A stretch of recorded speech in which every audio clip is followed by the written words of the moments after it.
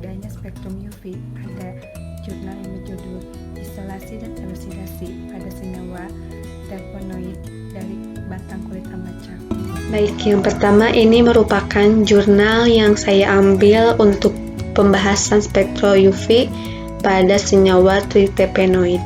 Untuk topik yang akan dibahas yaitu yang pertama ada definisi, yang kedua ada prinsip, yang ketiga ada senyawa tritepenoid, dan yang terakhir ada hasil spektroskopi UV senyawa isolasi.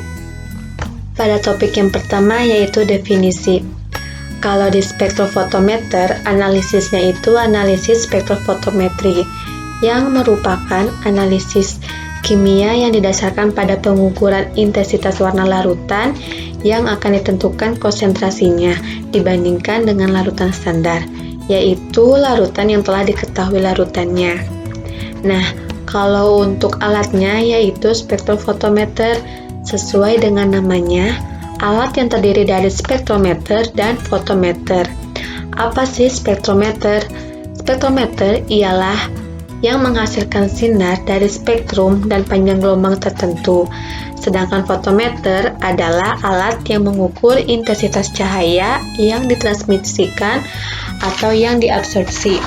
Dan kemudian spektrofotometer UV mengukur pada serapan cahaya di daerah ultraviolet pada panjang gelombang 200-400 nanometer dan pada sinar tampak yaitu 400-800 nanometer oleh suatu senyawa. Nah, ini alat spektrofotometer UV yang suka digunakan di laboratorium. Kemudian spektrofotometer itu terbagi menjadi dua, yaitu ada single beam dan double beam. Di mana single beam ini cahaya yang melewati satu arah yang diperoleh hanya nilai absorbansi dari larutan yang dimasukkan. Sedangkan pengukuran blanko harus dilakukan terlebih dahulu sebelum pengukuran sampel. Nah, kalau double beam yaitu cahaya yang melewati dua arah karena ada chopper yang akan membagi sinar menjadi dua, di mana salah satu melewati blanko, yang lainnya melewati larutannya, sehingga nilai absorbansi larutan telah mengalami penguraian terhadap nilai absorbansi blanko tersebut. Kemudian yang kedua yaitu prinsip kerja, di mana prinsip kerja spektrofotometer UV atau UV phase adalah interaksi yang terjadi antara energi yang berupa sinar monokromatis dari sumber sinar dengan materi yang berupa molekul.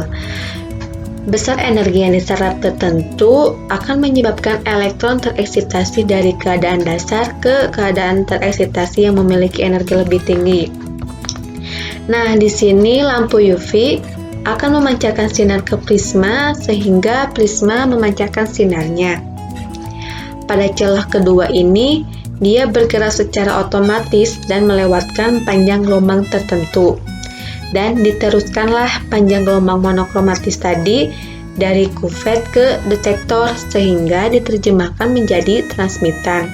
Kemudian diteruskanlah ke recorder dan diterjemahkan ke spektrum sehingga kita didapatkan hasil dan panjang gelombang maksimum. Kemudian pada topik yang ketiga yaitu senyawa tritepenoid, di mana tritepenoid merupakan senyawa golongan yang terbentuk dari 6 buah isopren. Penggolongannya terdiri dari asiklik, bisiklik, trisiklik, tetrasiklik, dan pentasiklik.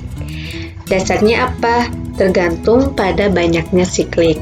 Nah, dapat kita lihat di sini, ini contoh dari senyawa tritepenoid. Dan cagak-cagak seperti ini, dia menandakan bahwa dia adalah senyawa tritepenoid yang memiliki huruf, ada huruf L, ada alfa anilin dan beta anilin. Kemudian apakah senyawa tritepenoid ini dapat diukur dengan spektrofotometer UV? Tergantung. Jika dia direaksikan dengan reaksi tertentu atau reaksi khusus, besar kemungkinan dia bisa diukur dengan spektro UV. Namun jika utuh seperti ini, dia tidak bisa diukur dengan spektrofotometer UV. Dan yang terakhir yaitu hasil spektroskopi atau spektrum UV senyawa isolasi. Dapat dilihat pada gambar ini bahwa serapan UV lambda max pada senyawa MeOH atau metanol yaitu pada panjang gelombang 206,4 nanometer yang menunjukkan bahwa transisi elektron dari ikatan rangkap yang tidak terkonjugasi.